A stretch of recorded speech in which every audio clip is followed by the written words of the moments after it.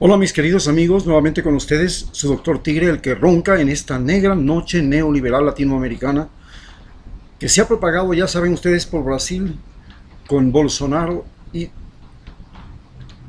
amenaza por expandirse por toda América, excepto en México, donde ya ha comenzado a forjarse una resistencia.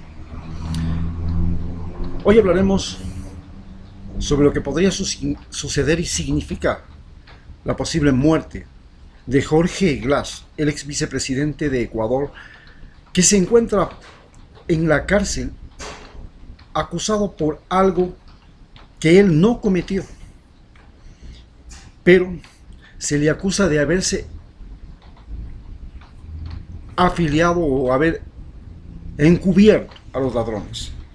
Sin embargo, hasta ahora no se ha encontrado el dinero del que se le acusa, que ha desaparecido, ni tampoco se le ha encontrado dinero a él, porque el problema puede ser que haya habido encubrimiento, y el encubrimiento puede ser algo voluntario o involuntario.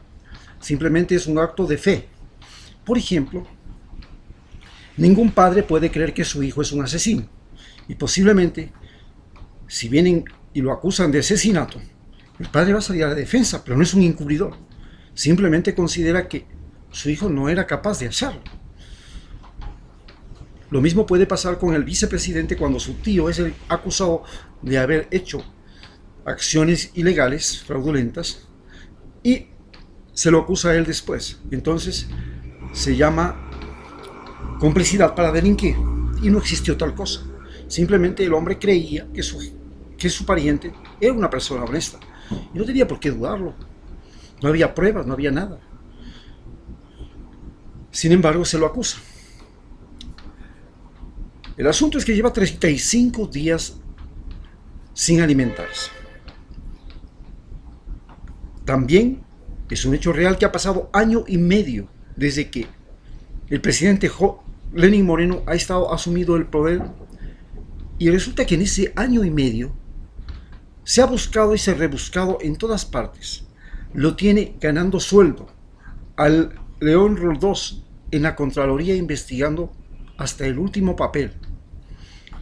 Lo tiene ganando sueldo a mi querido amigo Lucho Hernández en el Consejo Interino de Participación Ciudadana, y tiene a otra gente en todas partes buscando hasta en el último rincón dónde diablos está el dinero que ellos acusan que se ha desaparecido, y no por cientos de miles de dólares. Estamos hablando que hablan de 35 mil millones de dólares, cifras astronómicas, cifras ridículas. Bien, no aparece el dinero. Y la pregunta es: ¿por qué un hombre al cual no le encuentran las pruebas del delito está en la cárcel? No, es que el tío es el ladrón. Bueno, ¿y el tío dónde está el dinero que el tío dicen que robó? Tampoco lo han encontrado, tampoco hay pruebas de ese dinero. Bueno, es que hay los papeles, los documentos, etcétera, etcétera, y toda la trama. ¿Qué sucedería si se muriera Jorge Glass? En la historia de la humanidad ha sucedido que hay gente inocente que ha muerto simplemente por la suspicacia de alguna gente que en ese momento llega al poder. Para referirnos más claramente al personaje histórico más relevante para nosotros, y posiblemente para todo lo que es la humanidad desde hace 2000 años, hablaremos de Jesucristo.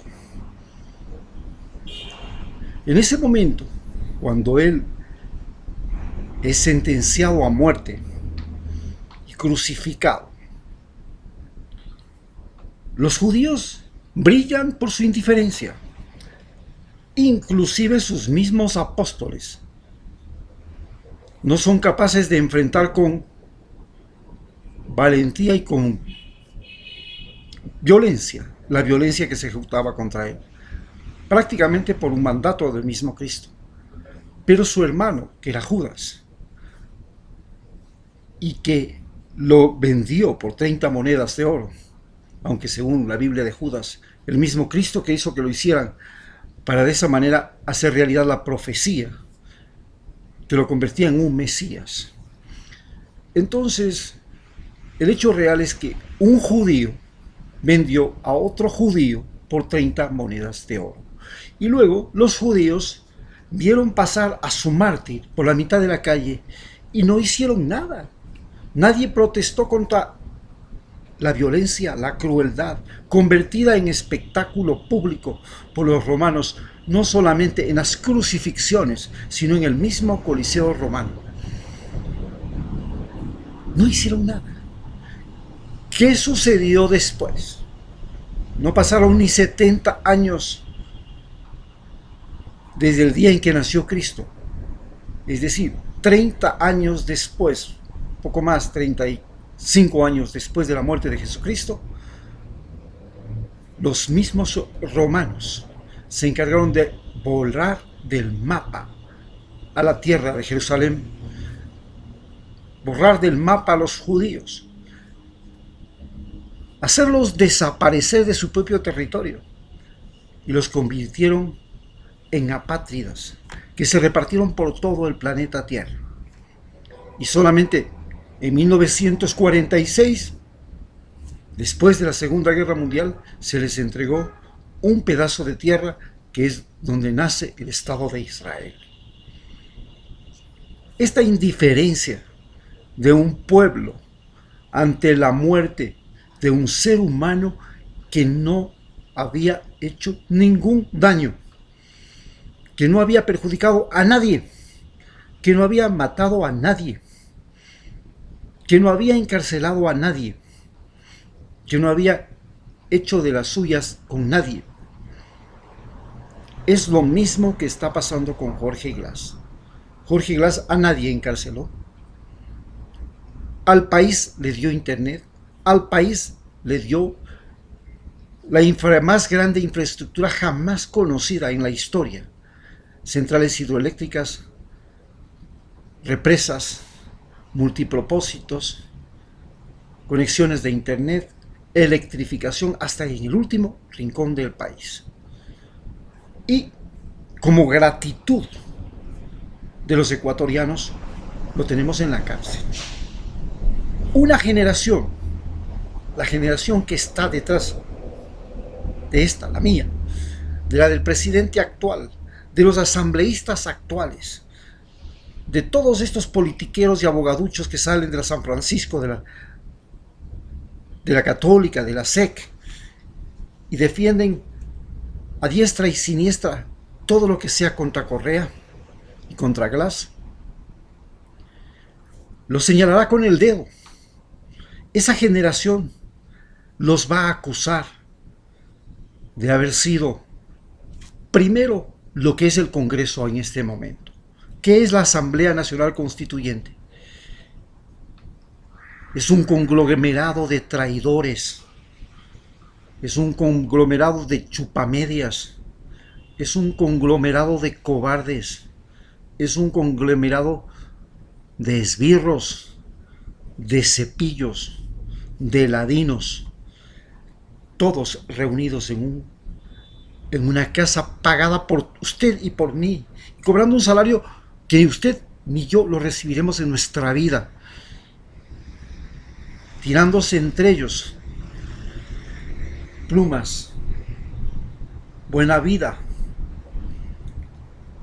y haciendo gala de ociosidad, de distorsión, porque no pueden construir una sola ley, no pueden hacer una sola cosa concreta, a diferencia de la asamblea anterior, que valoraba su trabajo por el número de leyes, por el número de acuerdos, por el número de decretos, de convenios que había firmado. Era una asamblea creativa, constructiva. Hoy tenemos una asamblea que el único oficio que tiene es bajarse los calzones y demostrar que la actual vicepresidenta del Ecuador era una pilla más dentro de ese mismo Congreso. Y se ponen ellos mismos a echarse ahora puñaladas entre los mismos de Alianza País, entre los mismos traidores. Eso es lo que tenemos ahora. Y eso es lo que el pueblo ecuatoriano en las próximas elecciones va a votar.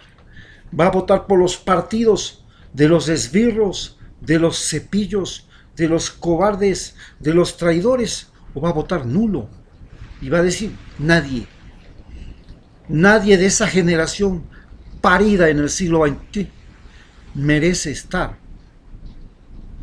en un cargo público de elección popular. Muchas gracias.